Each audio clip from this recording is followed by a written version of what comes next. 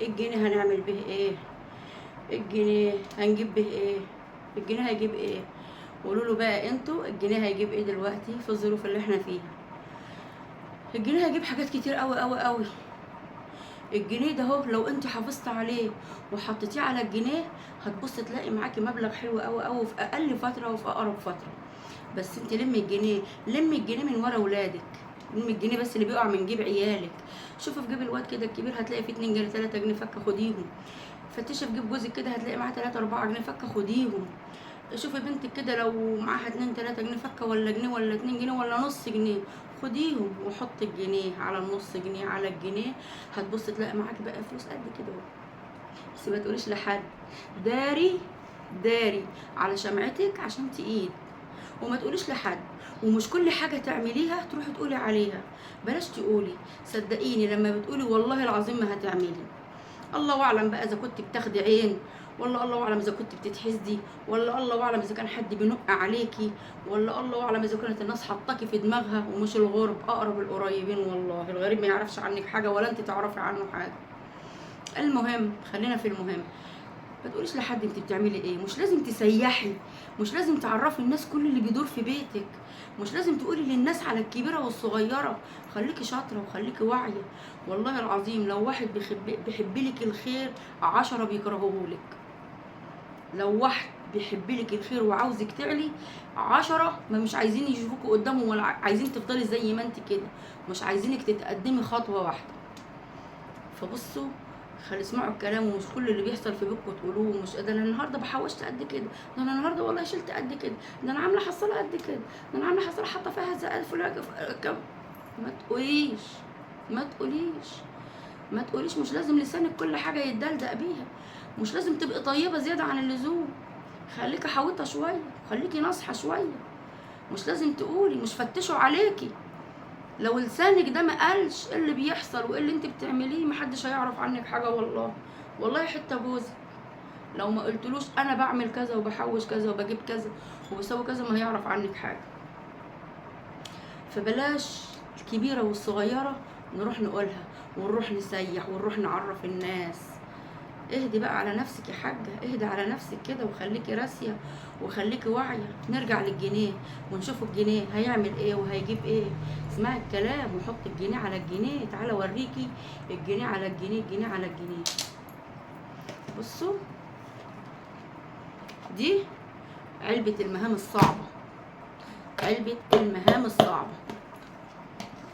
بصوا هوريكم فيها ايه العلبه. بسم الله. اول ما في العلبه دول انا عماله احوش فيهم، بحوش في دول من شهر رمضان. حتى جه العيد وما رضيتش اقرب عليهم.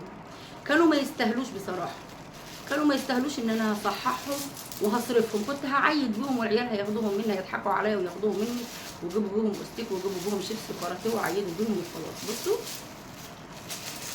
كل ما اجمع 250 جنيه احطهم في كيس. دول كده 250 جنيه. بص ده الكيس التاني،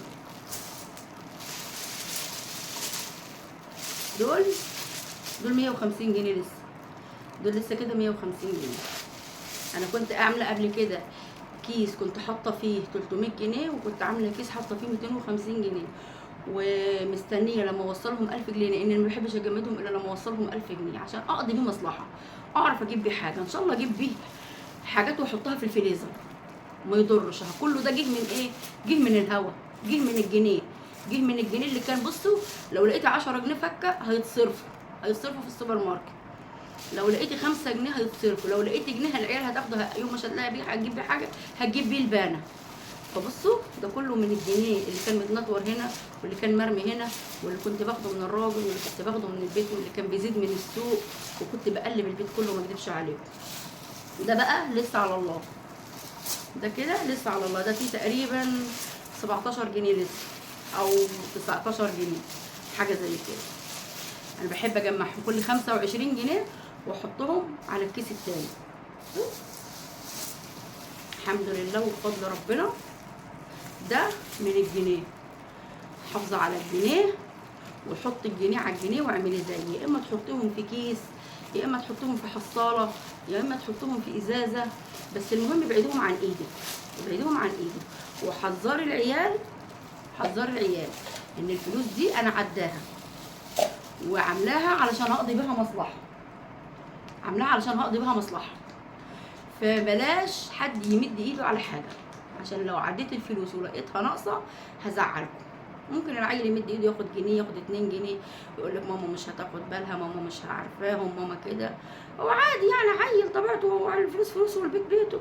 فقولوا لهم لا، عرفوهم ان بصوا يا حبايب قلبي، الفلوس دي انا شايلاها علشان جايبها، عشان عليا قسط ادفعه، علشان عايزه اجيب لكم حاجه، اجيب لك ترنج، اجيب لك تيشيرت، اجيب لك كوتش، اجيب لك اجيب لك بلوزه، هجيب لك طرح، المهم ايه، حفزوهم باي حاجه. لو على بص انا حطاهم في العلبه دي، حاطه مجمعه الكيس في العلبه دي، وخفياهم، خفياهم في سابع ارض عشان ما حدش يعرف مكانهم.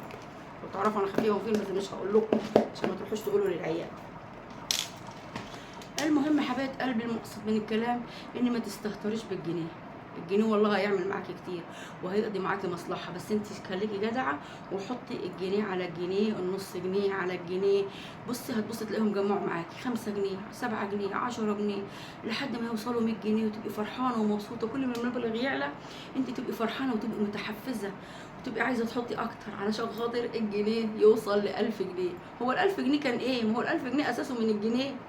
بس يلا الله يسامح اللي طلع الجنيه ده وخفس بالجنيه الورق الارض. كان الاول الجنيه الورق قد كده، بسم الله ما شاء الله عليهم، لا العين دلوقتي الجنيه يعني لا حول ولا قوه الا بالله.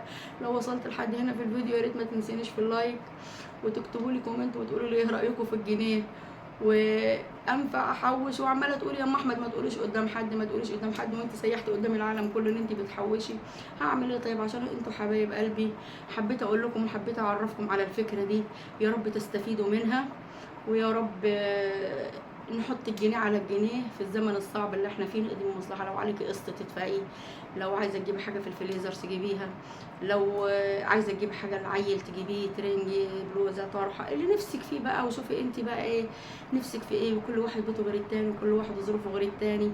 داخله عليك الشهر الجاي وهو مصاريف الكتب الخارجيه والدروس، وربنا يعيننا ويعين الجميع يا رب. وما تنسونيش في اللايك، تعملوا لي لايك وتكتبوا لي كومنت، تعملوا لي تعليق حلو كده، تذكروا الله.